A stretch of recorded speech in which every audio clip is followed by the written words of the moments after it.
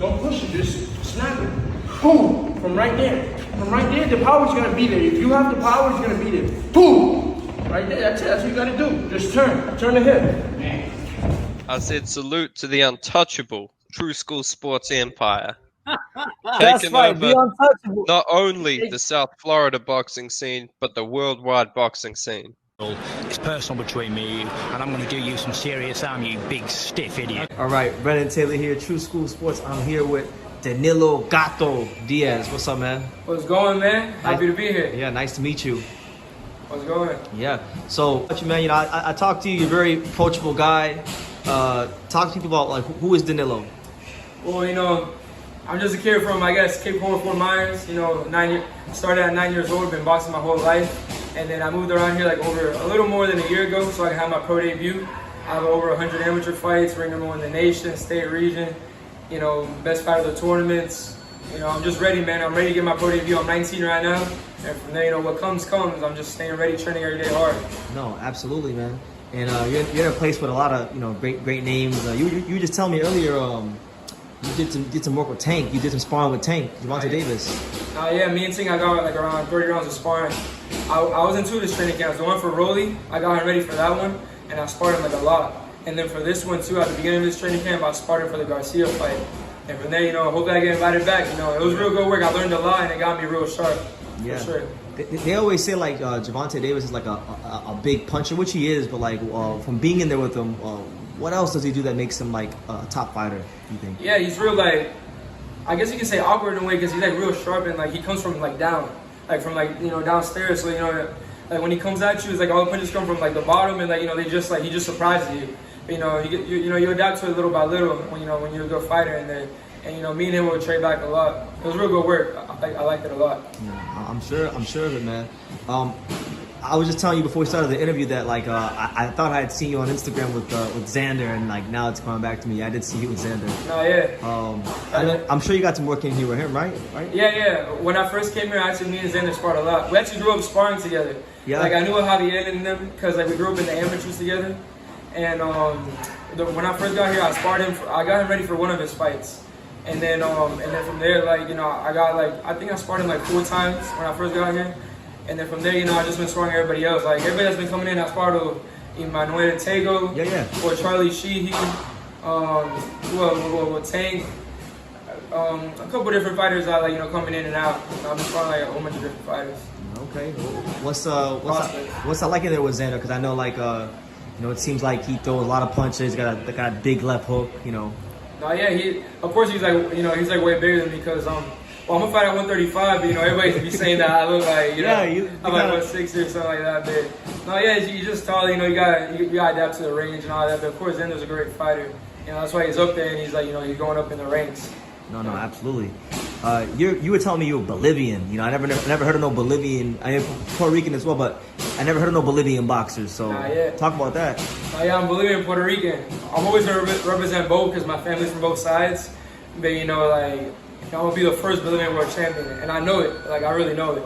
So from there, I'm just gonna keep grinding. And, I'm gonna get those titles. Everything with God. No, absolutely. You said 135, right? Yeah, 135. What a weight class to win a world title, and No, yeah, that'll be great. And seeing, I would see him Kambosos train when he was training for Teofimo.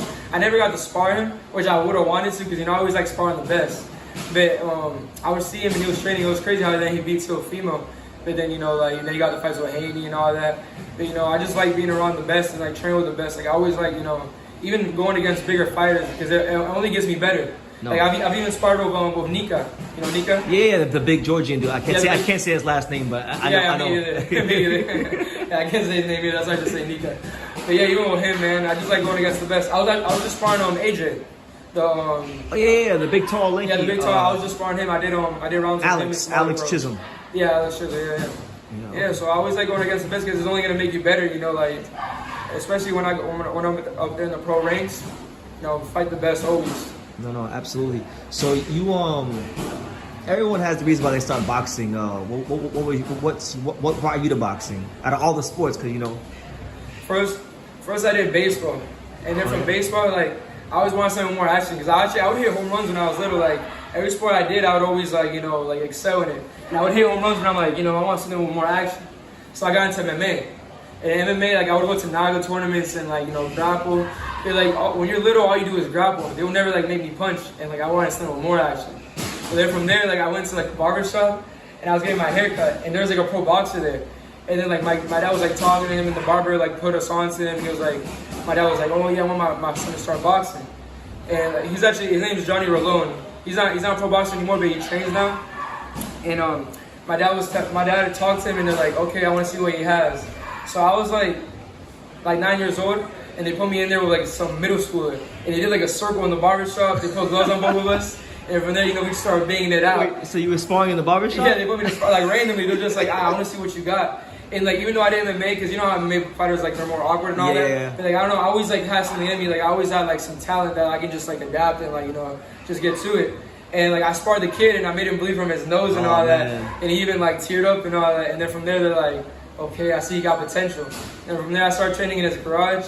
And like soon, later, he put me onto some PAL program for my RSPAO. Okay. And from there, that's where I started going to all my nationals, having all my fights. And from there, like, you know, the rest is history. Now I'm here. You know, I moved over here to Miami. It's like 3 hours away, and it was, you know, a whole different type of lifestyle, a different change. But, you know, now I'm here for the better. And it's been over a year and a half. That's so, great. You know, everything with God, just keep going forward. And I know I'm getting real close to my fight. Like, I feel it. What a story, you know. First sparring session in the barbershop. Nah, yeah, the barbershop. No, yeah, they, like, you know, I've never been scared to, like, you know, do something like that. Like, you know, like, shit, I want to see what you have. And then they put me with some bigger kid. I was like here. The kid was like up to here. He was like in middle school. I was 9 years old. You know, we just went at it. And it was like some random gloves too, like no padding, nothing. Like they just put us there and we started banging it out. Like it was funny. Yeah, I wish I could see that, you know, like just see like the video. Yeah, like see if there was like a video or something, because that's funny. Like they literally made a circle around us. But yeah, man. I like to see it too. Do you feel like, does that give you like more confidence in boxing? Like as funny as that sounds, like the sparring in the barbershop kind of like ease your nerves as you got older? Or? I mean, bro, when you get older and then you just keep sparring and sparring and sparring, you just get used to it. It's experience. And especially I like going against the best. That's the only way you'll get better. That's why I came over here, you know, because I know it was only going to get me better. And I was like, over there in the former RSPAO program, I was stuck. And I was just like sparring like kids that weren't like on my level. You're beating everybody up pretty much. No, yeah. And like I wasn't getting no work, and I was just stuck, you know. And I was like, I know I got the talent, I know I got it in me, but you know, like I just feel stuck. And then I came over here, and I've just been evolving. I've been getting like the best pro work.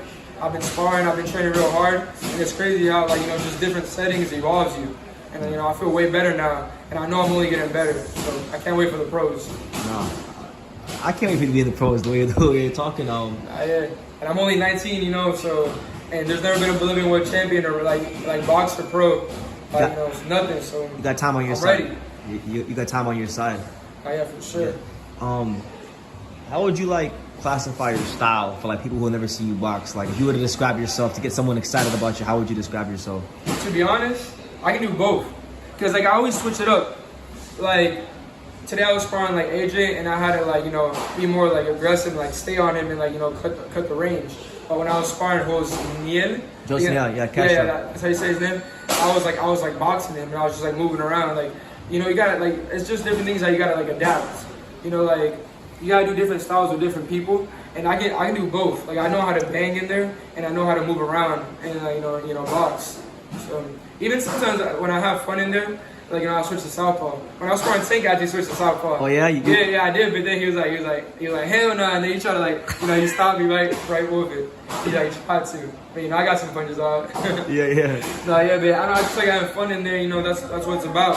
Having fun in there, and then, you know, that's all. You know, boxing. That's it. Expressing yourself. You know. Oh yeah. You got any favorite fighters? Like anybody that maybe has influenced your style?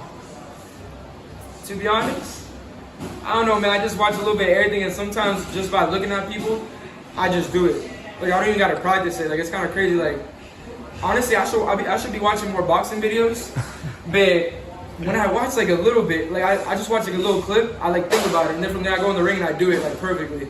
And it's like little things like that. And, like, you know, I know for a fact that I would like even get more into studying it. I'll be doing some crazy moves. I just be thinking of shit myself and like using my movement and my footwork, and I just, you know, it's not fun, but Man, if I think of a favorite fighter, or one that like would say would inspire me would be like Roberto Duran, because I just like that like aggressive style that he had, like, you know. Killer. Yeah, he was a killer. He was like, you know, he would talk shit and all that. And I was like, you know, that was funny. Like, he would just go in there with anybody, and like, you know, it was like pride because it was for his country. Like stuff like that, like, you know, inspires me because, like, you know, for Bolivia and all that, I know I'm gonna have like a whole country behind me for sure. And Puerto Rico too, because, you know, my grandparents were in Puerto Rico. You know, I love my Puerto Rican side too. And the USA. No, yeah, USA too. You know, I was born in Miami Beach, so you know, USA too. Yeah. You know, you win the world title, bring the world title back to Bolivia and have a parade. You know, That'd be crazy. Yeah. It'd be kind of like when the Argentinians brought the World Cup to. Bro, that shit was crazy. If you get like 5% of that, you're good. You know. Hey, watch. It's gonna happen. All in due time. All in God's timing. No, yeah, for sure. Everything with God. Yeah. All right, Danilo. Well, I don't want to hold you up much longer. But is there any message you want to give to the people out there about who you are and what you got going on before we end the interview? Well, you know, just stay tuned, man. Like my man Peter just said, I'm a sleeper. Everybody underestimates me, man. And, you know, they don't see me coming, but I'm gonna come real soon, and then it's gonna be out of nowhere. I'm gonna be knocking people out, you know, just showing off, man. Like, you know, don't blink. Yeah, putting them on highlight reels. Danilo Gato Diez here, you know we coming. There you go, Danilo Gato Diez. Thank you for talking to True School Sports. Thank you for watching another video on the untouchable True School Sports Empire. For more great boxing content just like this video, click right here and make sure you subscribe. Much love from sunny South Florida.